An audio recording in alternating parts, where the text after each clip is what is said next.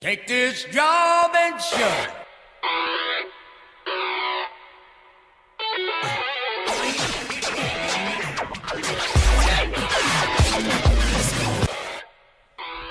This is Jobcast Radio. I am Mike Bamgartner, your Work-Life Survival Sage, the Chief Executive Officer of the Work-Life Survival Center, and your host. Jobcast Radio, where you can get the answers you need to getting, finding, keeping, and surviving your job.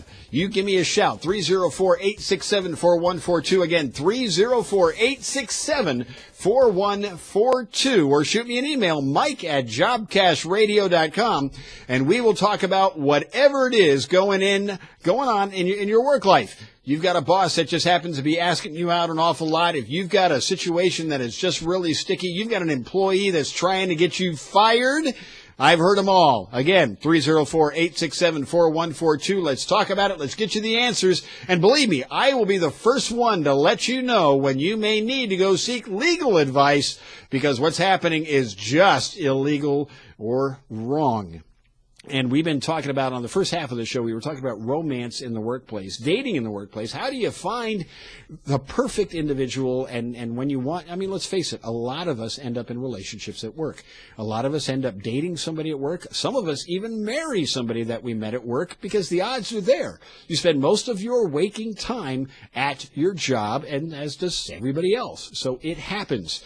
But what also tends to happen is things go awry, things go south, things are misunderstood, and things end up in the HR manager's office under a claim of sexual harassment. And since we are approaching Valentine's Day, unfortunately it seems that when this holiday starts coming up, as people start thinking it would be nice to get somebody's attention by sending them flowers and letting them know they have a secret admirer, that sexual harassment claims tend to get a little bit more than normal during the year. And that just happens to be the holiday, and everybody is looking for a date, and that's just the way things happen.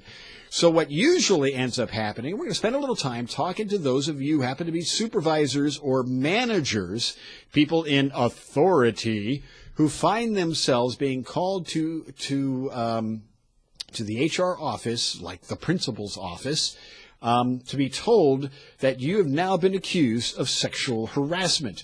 Now, that happens a lot. People are always called in over to HR, and we sit somebody down, and 9 times out of 10, sorry guys, it's a guy, and HR is saying, I just want you to know you've been accused of sexual harassment.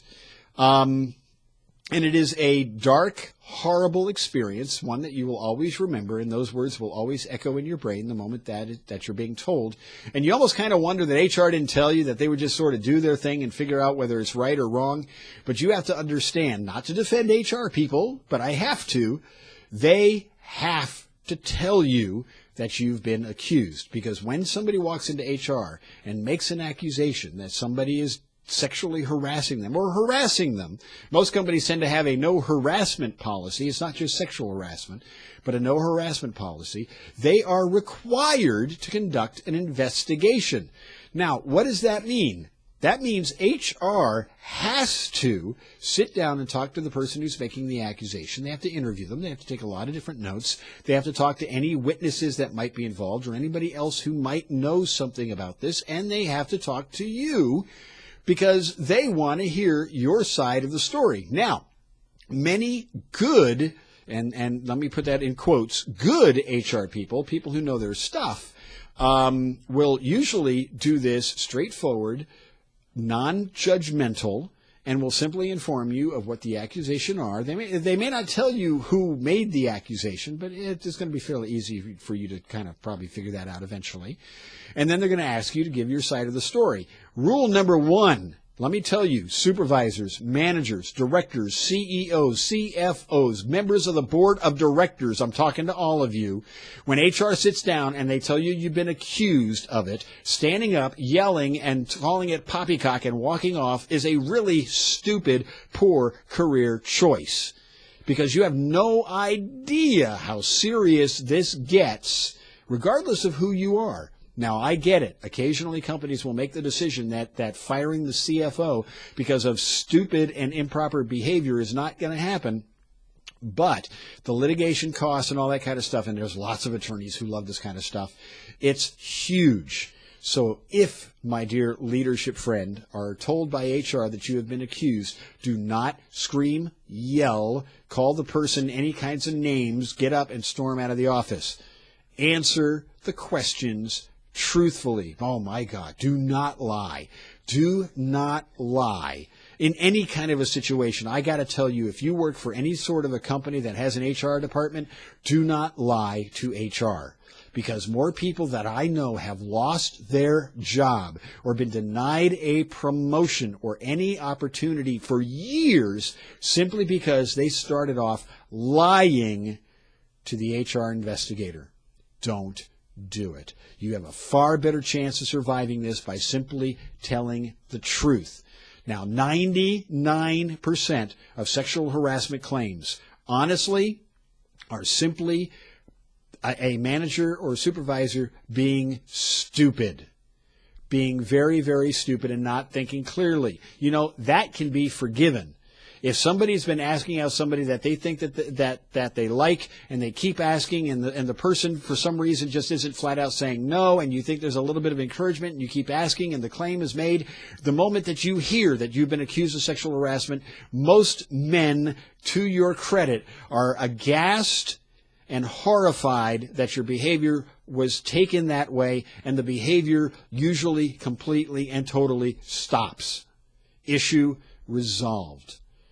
But, yes, there is that 2% who just don't get it, who continue on that kind of behavior or think that sending dirty pictures and dirty jokes and stuff like that is appropriate.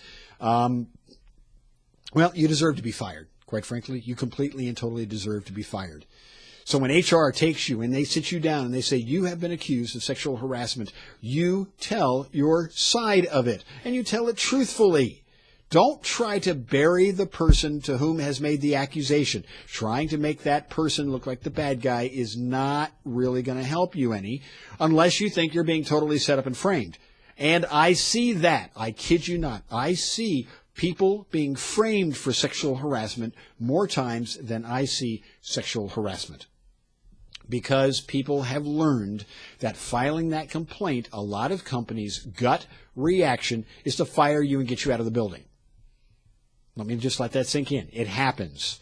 Yes, people have used accusations to get somebody in power terminated because it is such a visceral reaction on behalf of the company that they tend to overreact. However, if you have been set up or you're being falsely accused, or if it's just a misunderstanding and you never intended it to be taken that way, explain your case. Put it down. Make sure they write it down. In fact, write a statement out explaining it. If your behavior was inappropriate, admit to it, move on, and you're going to be fine. However, if you're being a jerk, you're on your own. And I will be the first one to sit there and say, you deserve to be fired. You deserve to absolutely be fired. Because nobody should be coming to work thinking, oh my God, I don't want to go there because I don't want Fred asking me out for the 27th time. I get that. I understand that. So I have a rule of thumb to you, supervisors, managers, leaders, and that includes CEOs, CFOs, presidents, members of the board of directors, and you know who you are. If you what I really like is these guys who happen to have kids. Many a time I have had managers totally see the light because they happen to have a 13-year-old daughter, and my favorite question is, if I said what you said to this person, to your 13-year-old daughter, what would you do? If you would not behave this way in front of your mom, assuming you love your mother, or if you would not act this way in front of your kids, or you had punched the lights out of a guy who did that to your daughter or your son, ladies, then that behavior is completely and totally inappropriate. If sharing that joke and that photograph or that magazine or that website would offend you if somebody did it to your kids or your ex-girlfriend or your wife or whatever, or your mom, then it's probably inappropriate behavior. And you may think, and many, many times I have seen somebody who is sharing jokes, and everybody in the group is sharing jokes, and they're all going back and forth and back and forth and back and forth until somebody gets offended, and then it all gets blown up. Because the behavior is dead wrong. Don't do it, especially in these holidays. Do not go sending flowers to somebody that you have not gone out with at work. Do not try and create some secret admirer mystery thing, because right now everybody is so hypersensitive given stalkers and all that other kind of stuff. Don't do that. If you want to meet somebody, again, go to the first segment of the show. Yes, meet somebody, date somebody. But no, especially at work, means no. And ladies, advice to you, if a guy asks you out, don't say maybe later if your answer should be no. Just say no. We'll be back. Take this job and shut it.